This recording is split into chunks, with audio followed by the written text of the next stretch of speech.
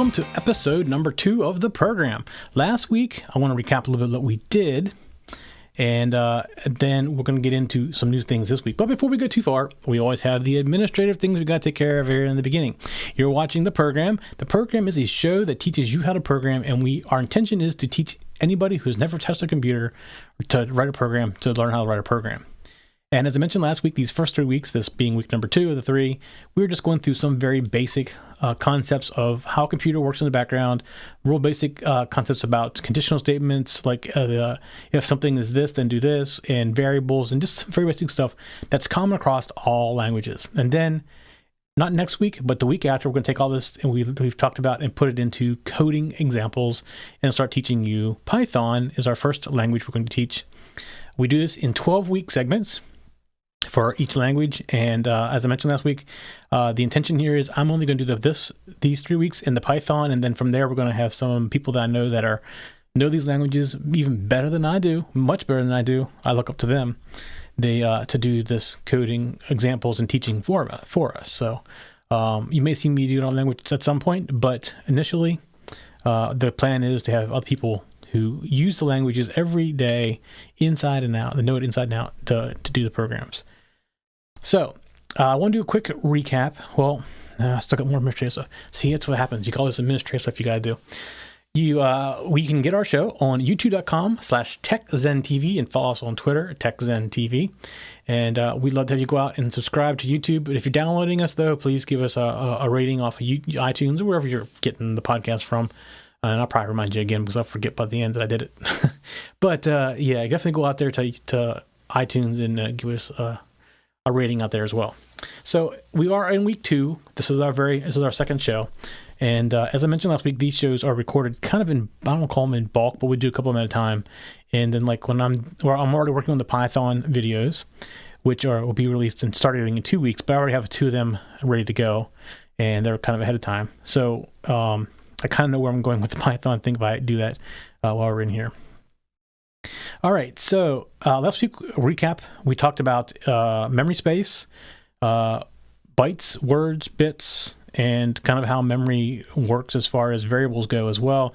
We talked about the different variables: characters, strings, integers, floats, booleans, and arrays. As mentioned, there are more than that. This is just like the high level.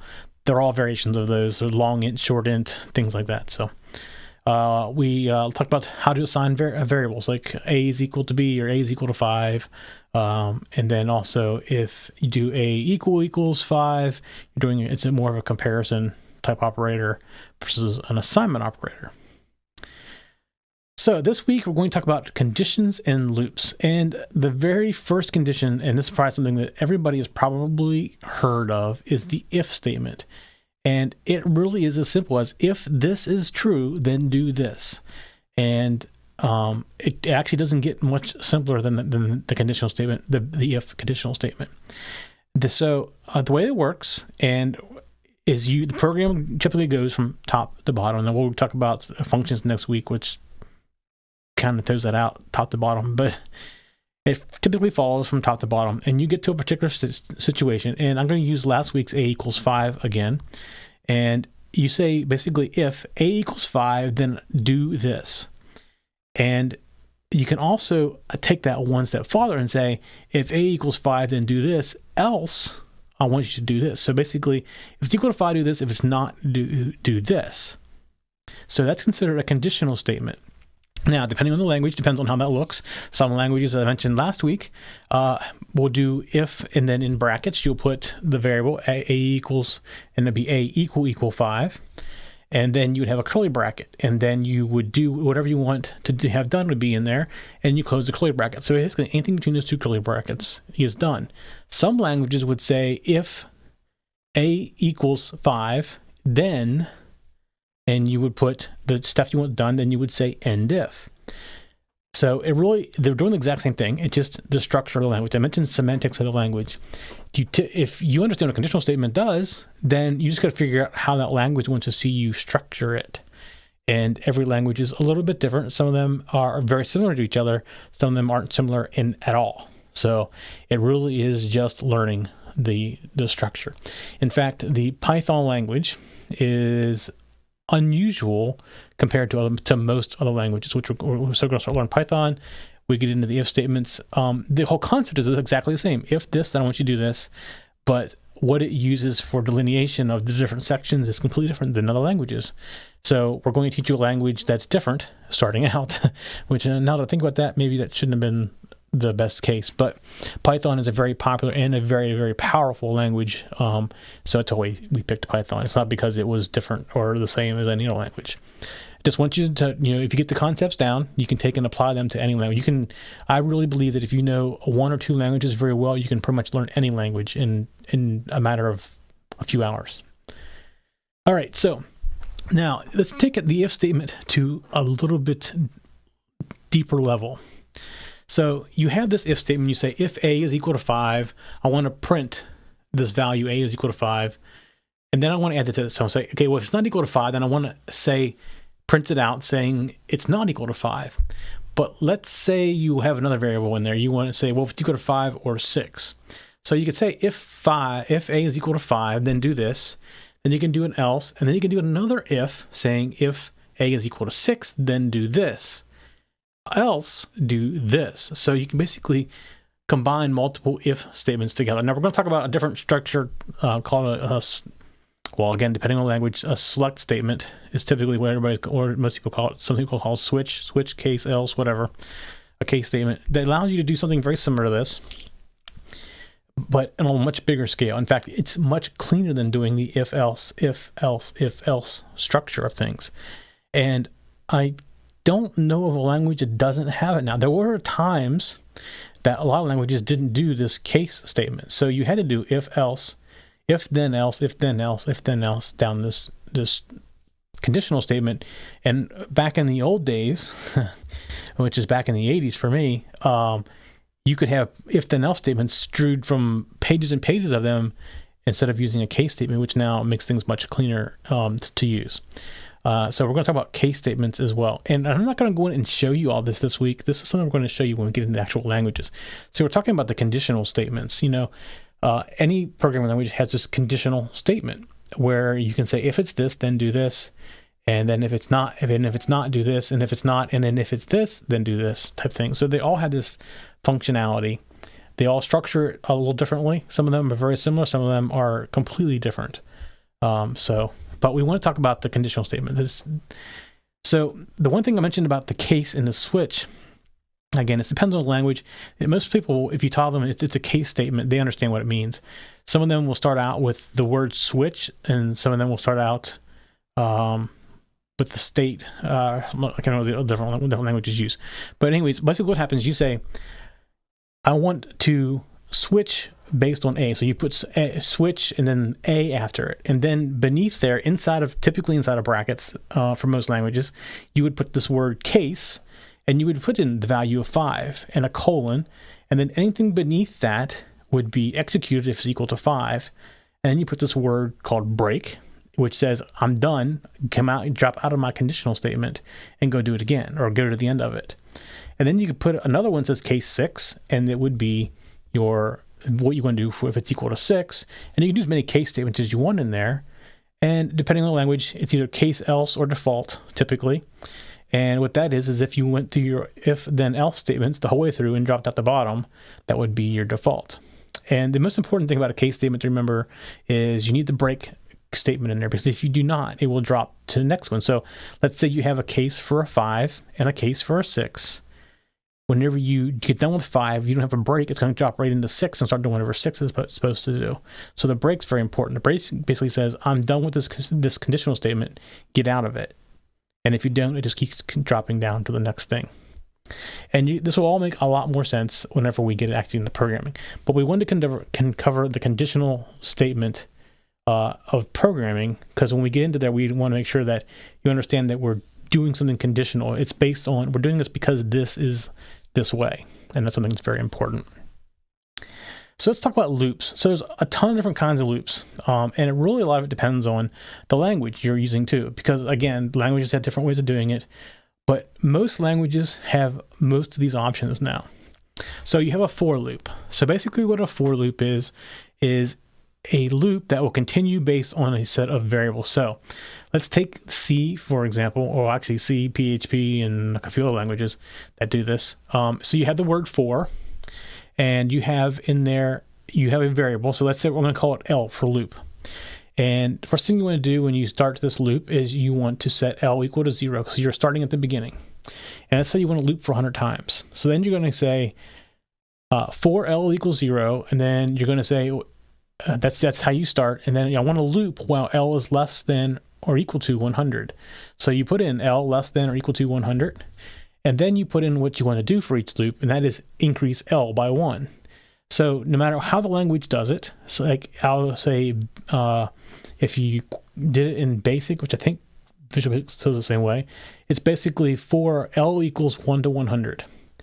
So what that will do is it'll loop to end for L 1 to 100, and every time it will increase L by 1.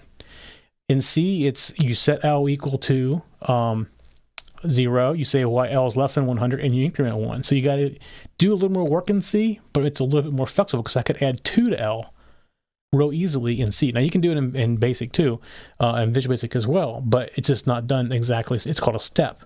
So you have to add step in. So by default, it does 1, but you can change it. You can override that 1. So again, it's doing the exact same thing. It's just sitting in that loop saying why this variable is equal to, and it's basically going to go through this loop so many times. It's like a predetermined number of times to go through a loop. So that's what the for statement's for. Think of it as more as a predefined number of loops that you go through. And it could be, it may be predefined by a variable, but it doesn't change in the middle of the loop. If you go into it, it's going to say, I'm going to go 0 to 100 every time, or if it's a variable, it'd be 0 to 50, whatever. It's not going to say every time. It's going to conditionalize it. So, and that's a general statement. There are times you can do conditional type things in there as well, but I don't want to get into that. It's a language specific thing. Think of a for loop as a defined loop. So you know it's going to happen this many times, no matter what. All right, so let's get into a do or a while statement. So again, I want you to look at them. This is the same thing for now. Think of a do statement as I'm going to do this set of code over and over again until some condition is met. So in your do statement, you say, I want to do this, and I'm going to do it while, so say A is equal to 5. So you sit in this loop and you're waiting for something to change A to something other than 5, and it's going to keep sitting in this loop until something changes it. And say something changes A equal to 6 or A equal to 1, it's going to drop out of that loop. So the do and the do while, and again, this is all dependent upon the language, but think of them as the same thing. The only difference really is the while statement is typically at the very top. So when you come into the statement to do the work, it's going to first say, is it equal? So is A equal to 5 before it does anything. So if it is equal to 5, it's going to go in that while statement, do that, and keep looping around it. But if it gets there and it's equal to 6, it's never going to do it. So the do while puts the while at the bottom and the do at the top. So when it gets to the do, it's going to do everything at least one time, even if A is equal to 6.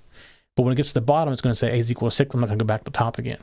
So that's the difference between while and do. They're both a loop, both conditional. Just the do typically does the comparison at the end of the process versus the top of the process. And you can do a while statement that will work like a for statement.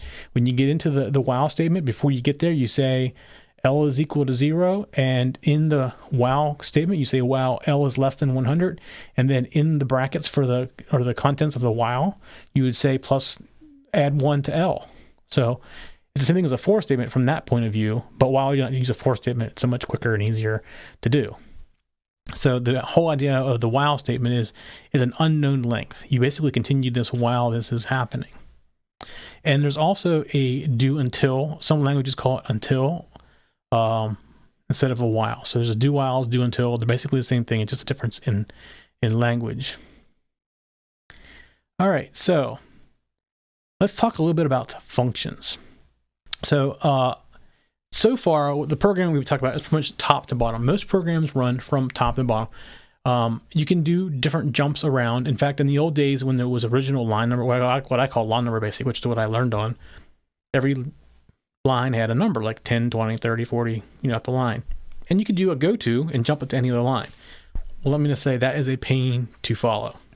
So these days, and there was no structure. There was no structures like we have today. Even like the go-tos and the for nows and all that stuff didn't exist back then. It was all go-to. So you do an if statement, and if it was true, you do a go-to back to the line where you want to do it over again. So everything we just described structure-wise with conditional statements and loops didn't really exist. Not the way it does today. But typically today, most things go top to bottom. In fact, I don't know if anything doesn't go top to bottom. They may not start at the top of your code. They may look for a particular function called, like C looks for the function called main. But most things, will just start from the top and find the first thing. It's like open. PHP, you can have a ton of functions at the top and then hit your code at the bottom or put your code at the top. Doesn't matter. So the way you can get around having this one long string of things in these go-tos is a function. So all a function is it's a defined, it sounds weird saying this, it's a defined function. So in that function, you have certain things you want to do. So you may have this function that goes out, reads a database, and takes two values, edits them together, and puts them out to the screen. And somewhere else in your program, you want to do this a bunch of times, you write a loop calling that function. So rather than putting all that code into that loop, you call that one line function. It makes it very easy to read. It comes down and it runs that code and comes back up to where it lets off. So it just makes things a lot easier. You can definitely, in most cases, probably put that code in line, but where it becomes helpful is that function is used more than one other location. So rather than copying that code all these different places, you copy it one place and you call it from another. So, and it's more to it than just calling the function. You got to tell it what values you want it to work with. Now, not all functions require a value. You may have a function that closes a window. It doesn't matter. It looks close to the current window. So it doesn't care it doesn't need any function or any value. It just says close the window, and it goes and it does that. You may have a function that just prints something to the screen. Doesn't need a value to print out. But if you ever want to print something to the screen based on some other value, you have to pass it in. So that's where we get into passing variables to a function. Again, not all functions can take input or need input. Many functions just don't have any input. They just do something and they're just something predefined. But you can pass variables into a function. Now, there's a couple ways, depending on the language, how this works. It can be passed by value or by reference. So what I mean by that is, let's talk about reference. In our very first show last week, we talked about everything is stored in a memory location.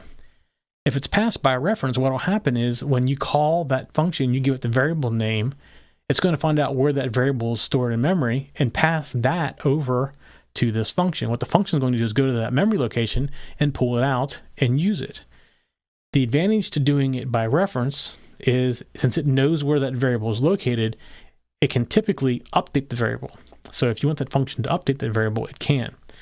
So that's passing things by reference. Now, not all languages pass by reference. Some of them can pass by reference or by value, and other ones only pass by reference, other ones only pass by value. So it really depends on the language, and we'll have to talk about that in each individual language. So passing by value is done by, basically what happens is when you call that function, in the background, there is this function called a push. So the value you have that you passing over is pushed into memory at a certain location that's to a certain pointer. And pointers are all something that runs in assembler. So it pushes things to the stack. It's called pushing to the stack. It calls your function. Your function knows how many things should be there, and it pops them off the stack. So basically, it puts somewhere temporarily. You get to the function, and the function pulls them back off. But what it doesn't know is where that's stored in memory. It doesn't know it's stored in memory anywhere. It could have been a calculated value that's not stored anywhere. So that's called passing it by value.